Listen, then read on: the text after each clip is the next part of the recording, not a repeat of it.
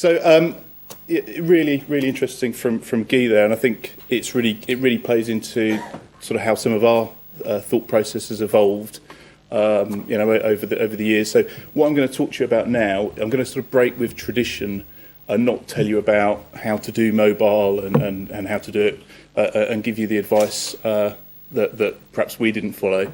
I'm going to talk to you about our story and show you some of the apps we built, and talk to you fairly openly and honestly about some of the mistakes we made, some of the successes. So hopefully, whether you're a big corporate like Aviva, or a small agency, or a sort of sole trader, there'll be something in it that will resonate with you along the way. So our story. So the other thing I should say, I see Alex is at the back. So my design team helped me with this presentation, as they like to. So it's quite visual, and it's quite. So I can't take any credit for these. So the things I was really going to cover is the growth at Aviva in mobile, some of our successes, some of the things we wouldn't do again, also known as failures, how our thinking has evolved, what happened when mobile became sexy, and how mad it suddenly became when everyone wanted to get involved. How we then policed it. And I think it's also important not just to say it's not just all about apps. There are people coming to your websites on mobile devices and trying to interact with you, in different ways. And then I thought it would be good to sort of finish off with here's the top 10 things. I think there's 11 actually, but I tried to keep it to 10. So here's the top 10 things we wish we'd known at the start. Actually, when I was writing that, as you'll see when I come onto it, I think we did know them at the start. We just chose to ignore them. But hopefully you'll see as we go through. So it's chronological, so it might feel a bit sort of jumping around, but that's pretty much how it happened, if I'm honest. So this was our first app. I don't know if anyone's seen it or downloaded it. Effectively, what this was we took some functionality that was on our website, which was a pension calculator. So the idea is that you put in sort of how much you're investing in your pension every month and how much your employer invests, and it sort of draws this beam of light of how rich or poor you're going to be when you retire. Effectively, we took functionality from our site, and it was really good. We got loads of good press for it. Very functional. Released it on iOS and Android. This was back in 2010. But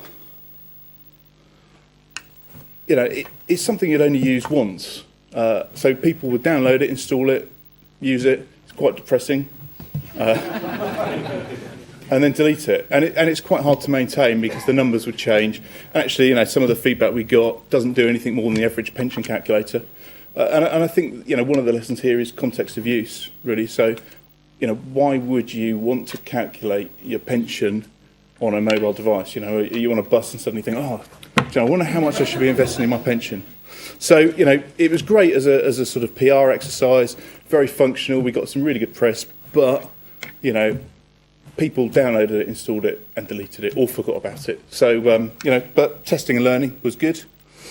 Second one, this was our My Claims app. So, thinking about the context of use, the idea was you're by the side of the road, you've had an accident, so you pull out your mobile phone, you can record witness statements, you can take pictures, it records your location, take pictures of the damage that's done to your car, and then you submit it to Aviva by the roadside. It was quite costly to develop, and we white labelled it.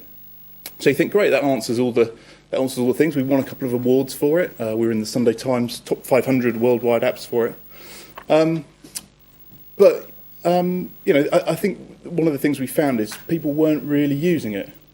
So I think in the first year we had 20 or so claims registered through it, and we really struggled to sort of work out why people weren't sort of using it. And it was only really when someone ran into the back of me a few weeks after that I sort of went through the motions of getting her details and everything and drove off. And it was only about 2 days later when I was sat on the sofa and I suddenly thought, shit, why didn't I use the app? And the problem was, although it was really functional and it was great for context of use, it wasn't front of mind. It had a sole purpose of I've had an accident. So having something that is sort of front of mind. I actually looked on my mobile yesterday. 77 apps, is installed, and just remembering that that's there. They're all now in folders if you've got an iPhone. And I think the other thing to remember, we got a lot of feedback on this.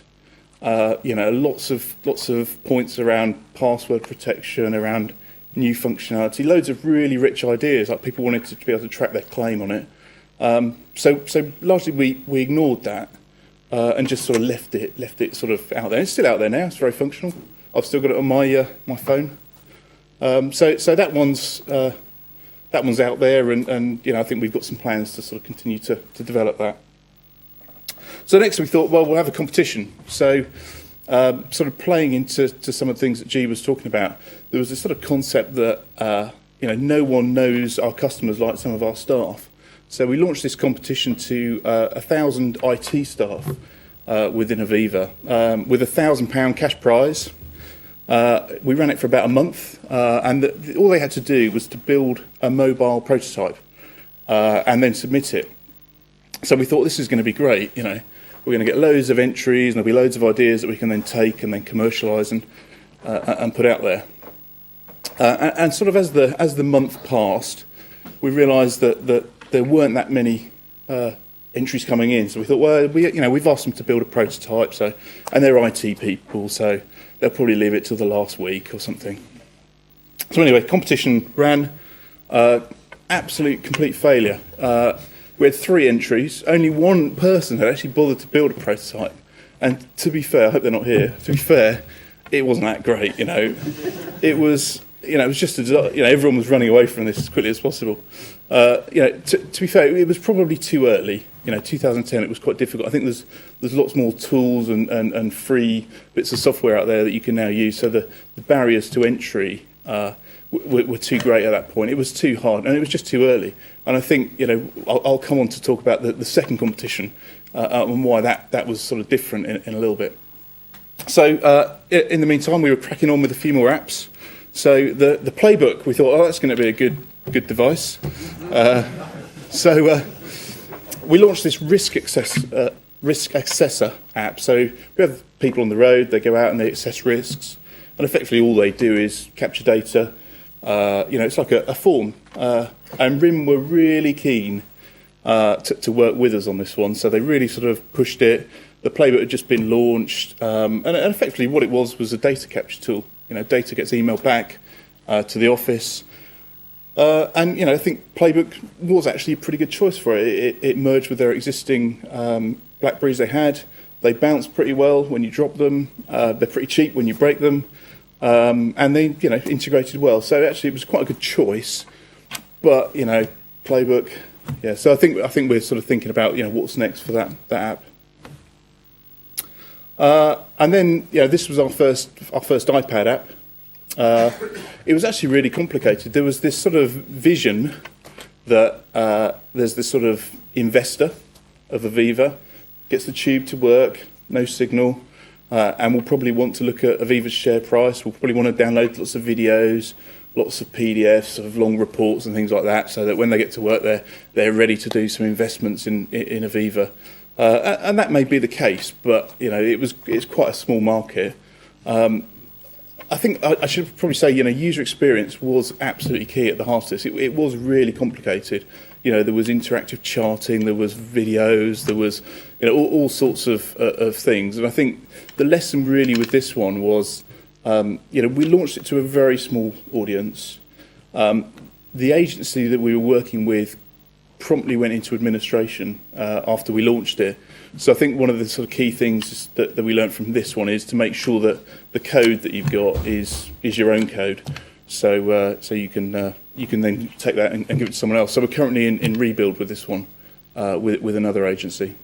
It was pretty costly to build as well, to be honest. So then came our second competition.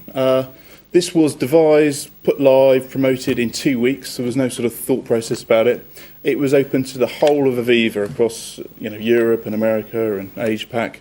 It ran for about 4 months, so there was lots of sort of noise about it, loads of promotion, and we had some brilliant ideas, And I think that the thing that was really sort of interesting was the ideas were not coming from the IT community. They're not coming from the people in my team who I sort of expected to be producing apps.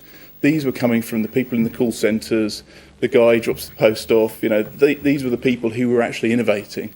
So, we were trying to. It's almost, we were targeting the wrong people because we just had this sort of rather naive assumption that our IT people would want to sort of build apps for us and launch them. And actually, they probably were building apps, but they weren't doing them for Aviva. They were doing them for themselves. We had 4 prizes on it as well. And actually, the one that won was just a really simple. They called it Humanity, where you sort of share kindness. So you could sort of, send sort of an email or some kindness to a friend or a colleague. So I have to say, this was one I thought would be an absolute disaster. I was thinking, well, why would you use it on a mobile?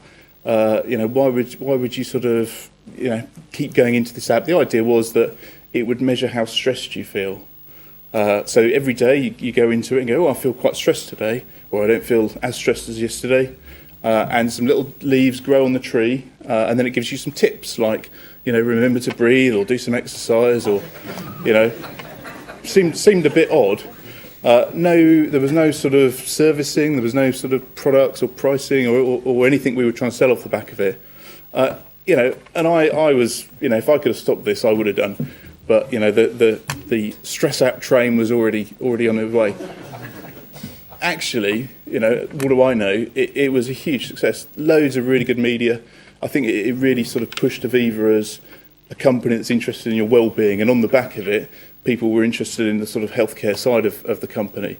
I think that the lesson here is it doesn't always have to be about how can I sell stuff, how can I serve stuff to the customers. Sometimes it's just about brand and sort of showing that you're a sort of caring brand.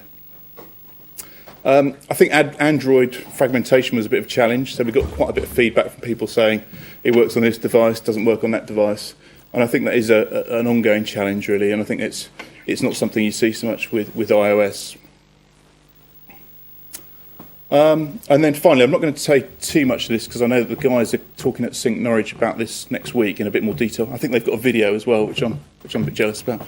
But this is really to sort of show how our thought process has changed a bit. So the earlier apps, we used some quite big agencies, some quite big mobile companies who have a lot of experience. This one was a guy, graduate, started and said, when he first started, I think I could build you an app. So, okay. Quite often when graduates start, it's a bit of a, what do you give them while we're waiting for those weeks to sort out their systems access and their ID cards? And so this guy was like, I'm going to build you an app. And a really simple concept. You get a score based on your driving. So you put it in your car, drive for 200 miles, not permanently, but you start and stop it. And then you can sort of share it on social networks. You get a score at the end of the 200 miles. There's a bit of gamification, so we had a bit of competition with people saying, I've got a higher score than you. And then at the end of the 200 miles, you actually got a discount on your insurance, depending on what your score was. So there was actually a real value in people doing it. And, once again, phenomenal success, really cheap to build, really quick to build. We did a pilot initially, and it's now, I think last week it went live with its full rollout. It's currently on Android only, but we're looking at an iOS version. We have really struggled with the iOS on it, but great idea, really quick, and something really beneficial for the customer, but not like massively integrated into the back end. I think they got a code at the end of it that they could sort of go and get a discount. So great idea, and it just sort of shows how we've started to think a bit different about, do we really need to spend 9 months building it? Do we need to spend a fortune, or could we actually look at some of the people we've got and give them the flexibility? So once again, really interesting to hear what G was saying about how we could potentially work with those guys. So I'll give you a minute to read this. This stuff actually happens of people saying, I need an app. Why do you need an app? Because I haven't got an app. We do get people turn up at my desk all the time saying, we need mobile, we need some apps.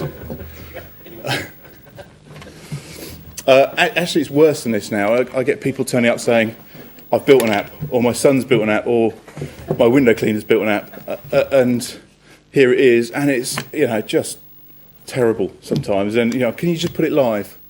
So I think culturally, it's suddenly got really sexy to have an app, and we've got all sorts of teams coming to me who do different things, and the last thing they need is an app. Really, so generally I sort of find someone to give that to. So when it goes horribly wrong, when it's sort of a few weeks later, they go, well, that wasn't what I wanted. There's someone else to blame for that. I've told the story about how we try to get people innovating through sort of competitions and giving them the ability to. We got to a point where we were actually, how do we stop people innovating? So sort of mid this year, we were thinking, quite a lot of apps out there now, isn't there? Wonder where they've all come from. So, 26 mobile assets by mid-2012. And bearing in mind our journey started in 2010. And, it's really obvious, just looking at that. And that's an actual screenshot, I haven't mocked that up. It's not coordinated, just from a visual perspective, it's really obvious that it's a bit of a free-for-all. So we've put in place some measures to sort of try and address this. So you really want to continue people innovating, but how do you do it in a sort of more controlled way? I think the other thing to say is the suppliers, I don't think any of those are here tonight, they came to conquer. They approached different countries, different people. All of a sudden we had the same supplier selling the same thing to different people twice. It was just crazy. So we said, well, 15 mobile suppliers, 24 apps. We need to put a stop to this. So one of the things we've put in place is some sort of governance. So the things we call it the sort of hub and spoke approach. So the things we'll control centrally is the inventory, the standards, the user experience, development. We'll try and get people collaborating across the globe, but bring it all together. And mobile roster. I mean, mobile roster is a real challenge just to stop agencies coming in and sort of building apps that we don't necessarily need. So there's a load of things that we sort of must do, but we still give people the freedom to go out and build their own things. And as I said before, it's not all about apps. So responsive design. I actually stole this from Foolproof's website. I was trying to find a good description of responsive design, and so I stole this from Philip. So Stuart over there, hello Stuart. So Stuart was involved in Aviva.com many years ago, and actually we've had a history of building mobile websites for quite a while. But what we were finding is that people were more and more going straight to that full site button and navigating our sites. They didn't want the stripped down version of our site. So we've had to really respond to that by building sites in responsive. So we're starting to roll this out, and it's really giving customers the choice. If they want to use the full site, they can do. If they want to use the stripped down site, they can do. But responsive is different. It's not just taking your full site and trying to make it responsive. And I think you might see on the right hand side there. Actually, if I zoom in.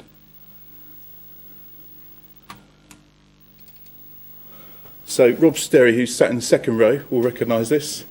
So this is a page that we built in responsive. So it is more than just taking your full website and sticking it into a different size screen. You really do have to think about the content, the copy, and think about the smallest possible device. And my advice would be to start with the smallest possible device and then build up from there. So that page, 6,900 words on it. Rob left us shortly after that. I put the page on the right hand side of that as a hidden clue. So as I said before, what we wish we'd taken seriously at the start. It doesn't have to be expensive, slow, or basic unless you phone up and say it's Aviva here, and then some big numbers come out. Test and learn, but fail fast. So each failure will improve your chance of success. If you build it, they won't come. I think that was one of the things we learned from my claims is You need to be promoting it. You need to think of the user. You need to think of the context of use. I think there's 750,000 apps currently in the App Store. About another 742 get released every day on average. So you're going to have to do something if you're not in the top 100 app to get it promoted. Have a look at your existing analytics. So who's coming to your websites, what browsers are they using? Are they using an iPhone? To get an understanding of what are the platforms you should be targeting. Encourage innovation, but be prepared to control it. Mobile vendors are still learning, and a lot will fail, as we've seen already. We're seeing loads of mobile vendors that you would think would be a sort of growth area, just not making it. They're just going under. Consider the app type as well as the platform. Do you really need an app? Could you do a mobile site? Could you do a wrapped app? The more people helping, the harder it gets. So, there's a real tendency at the moment to get more and more people involved. Everyone wants to get involved in mobile. And actually, I think the optimum size of the team is maybe 4 or 5 in a company like ours. The hard work often starts after you've launched it. So, really encourage the feedback. Don't be tempted to give yourself feedback. As one of the apps that I've mentioned tonight, there were some quite familiar names in the... this app's amazing, It's the best thing ever.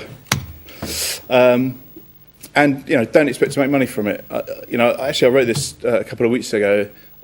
I sort of see mobile as changing similar to probably the internet did maybe 10, 12 years ago, where people don't quite trust it. And I think the likes of sort of NatWest and their Get Cash debacle, isn't going to help. But I think slowly people are starting to use banking more. Barclays is doing some quite innovative stuff. So I think that will be a much more accelerated rollout than the internet was. But we've not sold any apps. We've just gone with everything's free. I'm not sure if anyone would want to buy an Aviva app, maybe the stress one. And then finally, it doesn't have to be all things to all people. I think the longer the development is, the more bits of functionality get bolted on. So really sort of think about what's the purpose of the app that you're launching. And then finally, just a sort of a bit of a plug. We have a website, Aviva. It's standards.aviva.com. There's loads of really useful resources. There's some, you can sort of see what our standards are. There's some stuff on responsive. There's some stuff on mobile apps. So if you're interested in sort of looking at that, there's some good links to stuff. Then it's standards.aviva.com.